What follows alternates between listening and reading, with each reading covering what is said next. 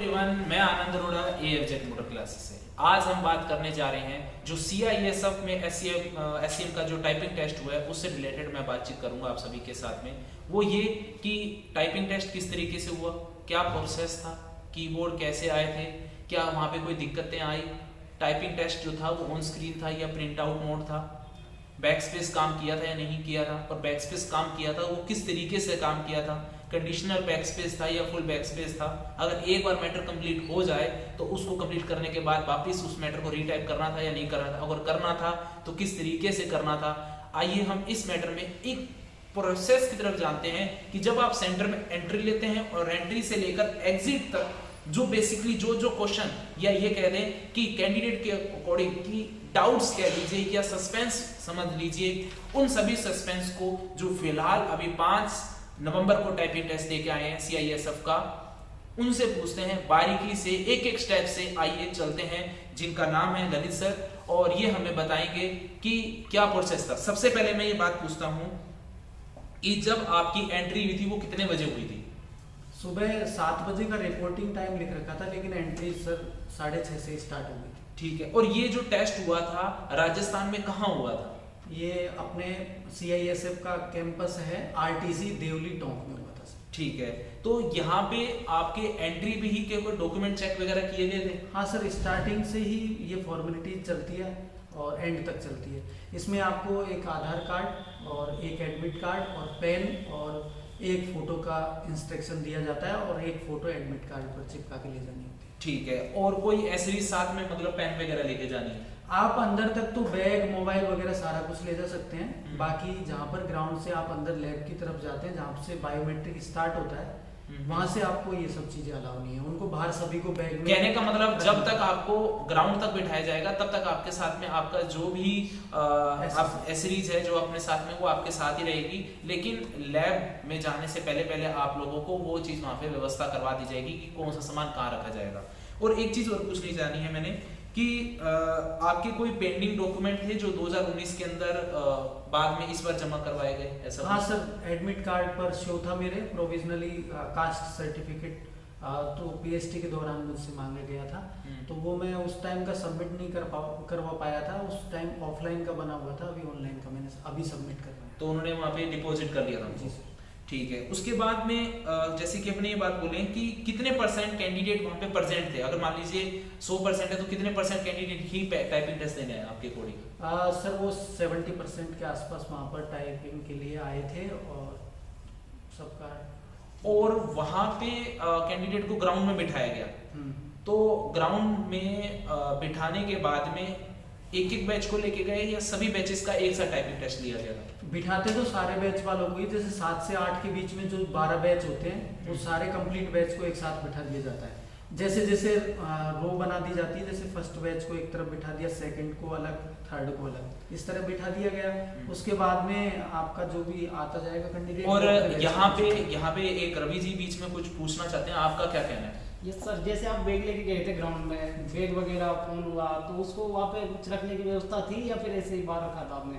तो वो पहले सबसे पहले अपन को लाइन में अरेंज करवाते हैं कि भाई आप बैच, एडमिट कार्ड पर लिखा रहता है कि भाई आपका बैच नंबर कौन सा है। ऐसे जाके वहाँ पर बैठ जाना होता है, एक के पीछे एक वाले को, 2 के पीछे 2 वाले को, इस तरह। और उसके बाद में वो बोलते हैं कि सारे अपने मोबाइल एसेसरीज अपने बैग के अंदर डाल के, और बैच नंबर फर्स्ट वाले उसके पीछे बैग रखेंगे, बैच नंबर फर्स्ट वाले, और सेकंड वाले के बीच में रखेंगे, थर्ड वाला, इस तरह से अरेंज रहता है ताकि वो अलग बैच के हिसाब से फिर लास्ट में ले जाते टाइम पे उनको दिक्कत। और आप कुछ कहना चाहेंगे? सर वो बैच वाली व्यवस्था का कैसे पता चलेगा? वहाँ जाने के बाद पता चलेगा या पहले ही पता चल जाएगा? वो आपके एडमिट कार्ड पर पता चल जाएगा आपको कि भाई एडमिट कार्ड पर लिखा होता है आपका बैच नंबर कौन सा है, 4 है, 5 है, ऐसे 12 बैच होते हैं, तो आपको वहाँ से इजीली पता लगता है। ठीक है, और उसके बाद में जैसे कि वहाँ पे टोटल कितनी लैब्स थी?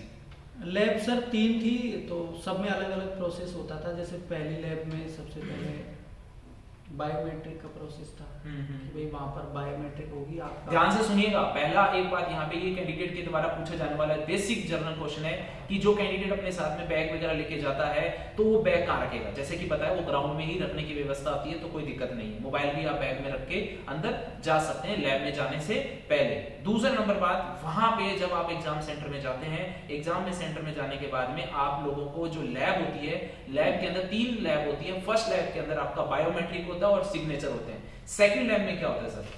सेकंड लैब में जाने के बाद में आपसे पर्सनली डिटेल पूछा जाता है, जैसे नाम हो गया, फादर्स नेम हो गया, आपकी डीओबी हो गई, इस तरह की, और डिस्ट्रिक्ट वगैरह कुछ भी पूछ लेते हैं सर, जो भी ऑन अपने आधार कार्ड पर प्रिंटेड रहता है या पैन कार्ड पर जो भी रहता है वो सारी डिटेल्स पूछ लेते हैं, जो जनरली होता है। और लैब थर्ड में ले जाने से पहले, जहाँ पे आप लोगों का एक्चुअल टाइपिंग टेस्ट होना था, उससे पहले आपको कहीं बाहर बिठाया गया था और वहाँ पे क्या इन्विजिलेटर के द्वारा कुछ गाइड किया गया था? हाँ सर, उन्होंने सबसे पहले आते ही ये बोला था कि बेटा आपको एक्यूरेसी पे ध्यान देना है और कोई हड़बड़ाने की जरूरत नहीं है। 10 मिनट का आपका टाइपिंग टेस्ट होगा। सबसे पहले आपको बेल बजेगी तब तो टेस्ट स्टार्ट करना है, और बेल को जैसे ही लास्ट बार एक और बार बजेगी सेकेंड टाइम, तब आपका टेस्ट खत्म हो जाएगा। उसके बाद से और उसके पहले के बीच में कुछ भी नहीं करना, मतलब आपको 10 मिनट का पूरा टाइम मिलेगा सफिशिएंट, और हड़बड़ाहटी नहीं रखनी है, मतलब आराम से आपको पेपर देना है। और वहाँ पे क्या कीबोर्ड से रिलेटेड कोई आप कुछ पूछना चाहेंगे कि कीबोर्ड वगैरह क्या कुछ कहना चाहेंगे आप? कीबोर्ड कैसा था? कीबोर्ड नॉर्मली स्मूथ दबने वाले जो एचपी के कीबोर्ड्स होते हैं, जैसे डेल का कीबोर्ड हो गया, ऐसे कीबोर्ड्स नहीं थे, लेकिन जैसे उठे हुए बटनों वाले कीबोर्ड्स थे। मैंने तो एचपी का था मेरे पास, तो एचपी का। क्या कीबोर्ड कहने पे वो चेंज कर रहे थे? सर ऐसी तो मेरे सामने वहाँ पर कोई परिस्थितियाँ नहीं आई, वो सारा बेल मतलब अच्छी तरीके से चेक कर लेते हैं कि भाई किसी भी प्रकार की कोई भी कीबोर्ड में सारे जितने सिस्टम्स होते हैं उतने ही वहाँ पर कॉन्स्टेबल्स होते हैं। वो आपके एक बंदे के पीछे एक कांस्टेबल होता है, वो आपको प्रॉपर तरीके से हर चीज़ में आपकी हेल्प करता है, कि जैसे आपको कोई बैक स्पेस दबाना या हाइफन दबाना या कोई अंडरस्कोर दबाना नहीं आता है, तो वो सारी चीज़ें बताते हैं कि भाई आपको इस तरह स्टार्टिंग से मतलब वो हेल्प करते हैं। पैराग्राफ के बाद में कोई हेल्प नहीं मिलेगी आपको। अच्छा सर, आपका कुछ कहना है? लाइन स्पेसिंग वगैरह कितना था? लाइन स्पेस 1.5 का था सर, और फॉन्ट साइज का 12 था सर। ठीक है, फॉन्ट साइज आपका 12 था, और उसके बाद में जो आपका लाइनिंग स्पेस यानी पैराग्राफ के बीच में जो लाइनिंग स्पेसिंग होता है वो है 1.5। इससे रिलेटेड मैं आपको एक पीडीएफ फाइल इस वीडियो के डिस्क्रिप्शन में दे दूंगा कि एग्जाम के अंतर्गत आपका मैटर कैसा आया था, और क्या कोई सिंबल्स या डिजिट आए थे आपके एग्जाम में? हाँ सर, एक तो ब्रैकेट का यूज हुआ था और स्मॉल ब्रैकेट वाला, और उसके अलावा अपने परसेंटेज वाला आया था एक जैसे अपना न्यूमेरिक वर्ड लिख दिया 90, और 90 के बाद में एस लगा के, स्मॉल एस लगा के और डॉट लगा के, तो इस तरह की ज्यादा नहीं आते, बस बाकी नॉर्मल थे सर। पैराग्राफ कैपिटल लेटर कितने आए सर? कैपिटल लेटर का ये है कि जैसे ही लाइन खत्म होगी अगली लाइन जो भी स्टार्ट होगी वो अगला सेंटेंस, जो भी अगला सेंटेंस स्टार्ट होगा वो कैपिटल लेटर टैब से। टैब से नहीं, टैब से होता है पैराग्राफ स्टार्ट वहाँ पे। और देखिए क्या है इसमें, कुछ मैं थोड़ा सा बैक जाना चाहूँगा, वो ये कि जब आपको लैब प्रोवाइड की गई, थर्ड लैब में जाके आप अपने पीसी पे बैठे थे, तब आपको वहाँ पे क्या बोलते हैं प्रिंट आउट मैटर मिला था या ऑन स्क्रीन मैटर था?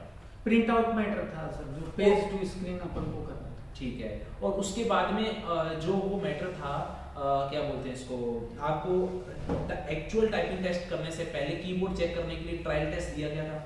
हाँ सर, उसके लिए ट्रायल टेस्ट तो नहीं दिया गया था, लेकिन इतना टाइप वो करवा लेते हैं जिससे सारा कीबोर्ड यूज हो जाए, जैसे जो फॉर्मेलिटीज होती है वो सारी, उससे पता लग जाता है, उससे पता लग जाता है कि कीबोर्ड प्रॉपर तरीके से काम कर रहा है कि नहीं। और वो फॉर्मेलिटीज किस तरीके की है, मतलब क्या कहना चाहिए? फॉर्मेलिटी में जैसे सबसे पहले एक छोटा सा इतना सा कागज का टुकड़ा होता है, उस पे लिखा रहता है SCM 2019, और वहाँ पर XXX लिखा रहता है, उस जगह पे अपन को अपने रोल नंबर लिखने होते हैं।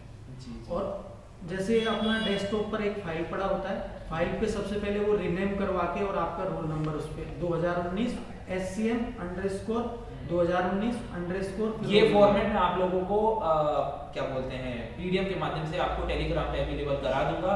तो किस तरीके से कह रहे हैं, ताकि अगर किसी कैंडिडेट को समझ नहीं आ पा रहा हो हमारी लैंग्वेज, तो आप लोग को पीडीएफ के माध्यम से वो चीज़ को बेहतरीन तरीके से समझ पाएंगे। जी सर, क्या कह रहे थे? उसके बाद में सर अपना जैसे फाइल को रिनेम करवाने के बाद में एंटर दबा के उसको ओपन किया जाता है। ओपन करने के बाद सबसे पहले वो छोटा पैराग्राफ है उसको टाइप करना होता है, जिस पे लिखा रहता है SCM 2019, फिर अपना रोल नंबर जो भी, उसके बाद में अपना नाम लिखना फर्स्ट होता रो है। के अंदर आपको सेम वही फाइल नेम लिखना होता है जो फाइल नेम आपने रीनेम किया होता है। सेकंड के अंदर आपको क्या करना होता है सर?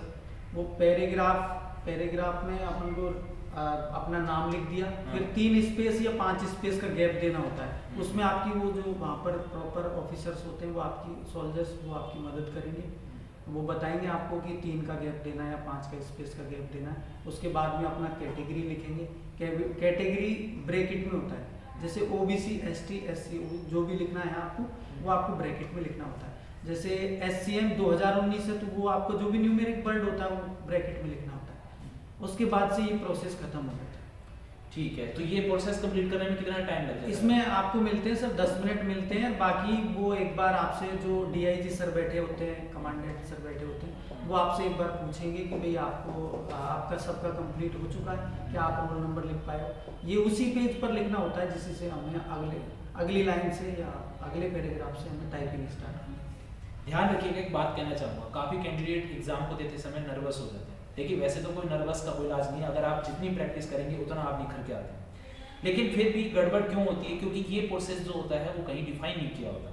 तो अगर आप लोगों के साथ में अगर आपको ये पता हो कि एग्जाम के अंदर आपके साथ में होने वाला क्या है, अगर आपको पहले से आप उन रूल से रूबरू हो जाए तो आप लोगों का जो एग्जाम का प्रेशर है बाकी लोगों की तुलना में थोड़ा सा कम होगा। इसी प्रेशर को कम करने के लिए अभी आने वाली जो भर्ती है CISF का, अभी सर एक एग्जाम और लगा था, मैंने सुना था ये 29 और 30 तारीख को। बिल्कुल, अभी 2022 वाला ये CISF हेड। तो जो लोग अभी पेपर दे गए हैं वो ध्यान रखिएगा, सेम यही प्रोसेस में उनका टेस्ट होगा। तो मैं आगाह करने जा रहा हूँ जो कैंडिडेट अब टाइपिंग टेस्ट जिनका होने वाला है वो डेफिनेटली इस सेंटर में आकर आप लोगों को एग्जाम के रूबरू ये जो रूल्स बताए जा रहे हैं इसी के अकॉर्डिंग मैं आप लोगों का टाइपिंग टेस्ट की तैयारी कराऊंगा, ताकि जहां तक हो सके, जितनी पॉसिबिलिटीज हो सके, आप लोगों के एग्जाम को प्रेशर को मैं रिड्यूस करने की कोशिश करूंगा, ताकि आपको एग्जाम में 1% भी दिक्कत नहीं आए। क्योंकि अगर कहते हैं एक लाइन है वो ये, मन के हारे हार, मन के जीते जीत। तो मन की हार अगर आपने मन में डर आपने बिठा रखा है तो आप लोगों कितना ही अच्छे उस काम में धुरंधर क्यों ना हो, आप लोगों को दिक्कत आ जाती है एग्जाम में। लेकिन अगर आप लोगों ने मन से ठान रखा है तो ये चीज मेरी है, मैं इसको हासिल करके ही रहूंगा, तो यकीन मानिए कि वो जॉब आपकी है और आपकी ही रहेगी। तो जैसे सर आपका टाइपिंग टेस्ट कंप्लीट हो गया, कंप्लीट करने के बाद में क्या वहां पे एंटर और टैब बटन का यूज करवाया गया था? नहीं सर, जहाँ पर पैराग्राफ खत्म हो जाता है उसके बाद में टैब बटन का तो पैराग्राफ के बाद यूज था, और बाकी जैसे ही टाइपिंग कंप्लीट होता है उसके बाद आपकी टेबल और चेयरों को कम से कम 1.5 फीट पीछे खिसका दिया जाता है। आपके मतलब हर कैंडिडेट के बाद पीछे एक कांस्टेबल रहता है, एक ऑफिसर रहता है, वो सोल्जर आपको पीछे कर देगा। कहने का मतलब ये कि जैसे ही आपका टाइम समाप्त होगा, समाप्त होते ही वहां पे जो भी इन्विजिलेटर होंगे जो एज ए सोल्जर हमारे साथ में रहते हैं, तो वो क्या है कि भी आप लोगों की जो चेयर होती है वो कुछ पीछे कर लेते हैं ताकि आप कीबोर्ड के साथ में कोई छेड़ाछाड़ी ना कर सके। तो वो टाइम समाप्त होने के बाद किया जाएगा। एंटर और टैब बटन का यूज होगा आप लोगों का, एंटर मारते ही आपको टैब बटन का यूज होगा, और उसके बाद जैसे ही पीछे किया गया, पीछे करने के बाद में आपको इन्विजिलेटर के द्वारा क्या गाइड किया गया? उसके बाद में बोला उन्होंने कि Ctrl+S दबाइए। Ctrl+S दबाने के बाद में फाइल का नाम लिख के वो उसमें आपकी हेल्प करवा देते हैं कि CISF फाइल नेम किस फाइल नेम क्या थी? फाइल नेम ये था SCM_2019_ फिर अपना रोल नंबर। ठीक है सर।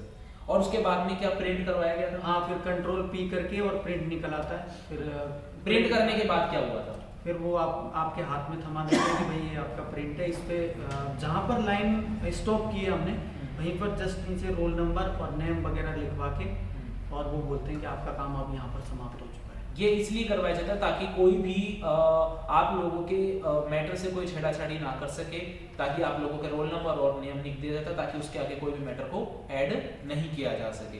तो आप लोगों की जो भी क्वेरीज है, मैं भी एक चीज और है सर, हर लाइन के बाद में आपके वर्ड जितने आपने टाइप किए वो लिखा होता है। जैसे एक लाइन में कितने वर्ड है वो आपको संख्याएं मिलेगी। लेफ्ट हैंड साइड के अंदर राइट हैंड साइड के अंदर आपको एक लाइन के अंदर कितने वर्ड हैं वो आपको मेंशन किया होगा। और लास्ट में जैसे ही पैराग्राफ एंड होगा वहां पर 1750 वर्ड्स का।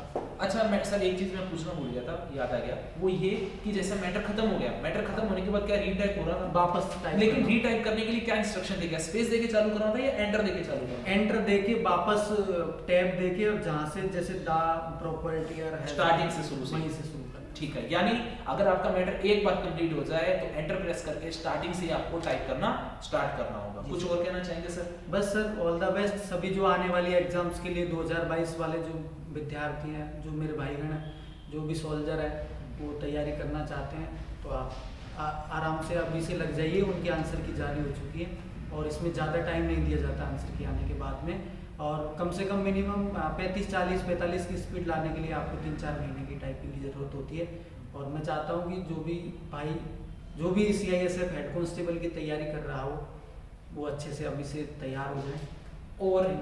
और अगर जैसे मेरे साथ में और भी बैठे हैं, वो क्या उनके माइंड में कोई क्वेरीज है, कोई डाउट है, कुछ पूछना चाहेंगे, फिर इस वीडियो को हम समाप्त करें। करेक्शन अलाउ होता है इसमें? हाँ, इसमें बैक स्पेस होता है Back तो space back space full back space होता है, आप आराम से इजीली। हाँ, बैक स्पेस के साथ में क्या सर वहाँ पे नेविगेशन भी ऑन था क्या? जैसे मान लीजिए पूरा मैटर खत्म हो गया और आपको पहले पैराग्राफ में क्या एडिट करके करना होता है, वो नहीं सर, आप कुछ नहीं कर सकते ऐसा, वो सारे सिस्टम्स ऑफ होते हैं। बाकी आप मतलब जैसे कॉपी पेस्ट का बटन ऑफ होता है, नेविगेशन करेक्शन नहीं है इसमें? नेविगेशन नहीं था, मतलब चेक नहीं करके देखा होगा शायद आपने। चेक वो स्पेलिंग चेकर वगैरह का ये ऐसा नहीं सर, कहने का मतलब जैसे मैटर खत्म हो गया, हाँ। कर्सर आपका अंतिम पैराग्राफ जी। और आपको पता लगा पहले पैराग्राफ में मेरे से ये वर्ड गलत हो गया, तो हाँ। कर्सर डायरेक्टली रखकर आप उसमें बदलाव कर सकते थे। नहीं सर, मैंने ऐसा किया। तो ये ध्यान रखिएगा, कोशिश यही कीजिएगा कि ज्यादा से ज्यादा एक्यूरेसी आ सके, क्योंकि आपके पास में टाइम वहां पे हमें पता ही नहीं लगता कि टाइम कैसे क्रॉस हो गया, तो एक्यूरेसी मस्ट है, ध्यान रखिएगा। तो इसी के साथ में मैं आप लोगों को अलविदा कहना चाहूंगा। धन्यवाद, शुक्रिया, जय हिंद, जय भारत।